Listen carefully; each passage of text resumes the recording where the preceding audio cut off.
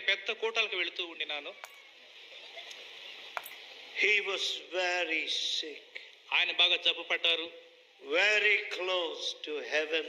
పరలోకానికి ఒక సమీపంగా ఉండినారు. But he put his hands, అయితే ఆయన తన చేతులు నా మీద పెట్టి prayed for me. నా కొరకు ప్రార్థన చేశారు.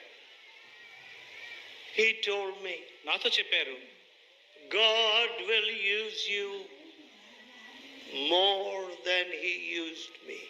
దేవుడు నన్ను ఉపయోగించుకున్న దానికంటే నిన్ను ఇంకా ఎక్కువగా ఉపయోగించుకుంటారు. I could hardly believe those words. నేను ఆ మాటలను నమ్మలేకపోయినాను. Because my father walked very close to God. ఎందుకంటే మా నాన్నగారు దేవునితో బహు సమీపంగా నడిచిన వారు. My dear mothers, నా ప్రియమైన తల్లులారా, my dear fathers, నా ప్రియమైన తండ్రులారా, I do not know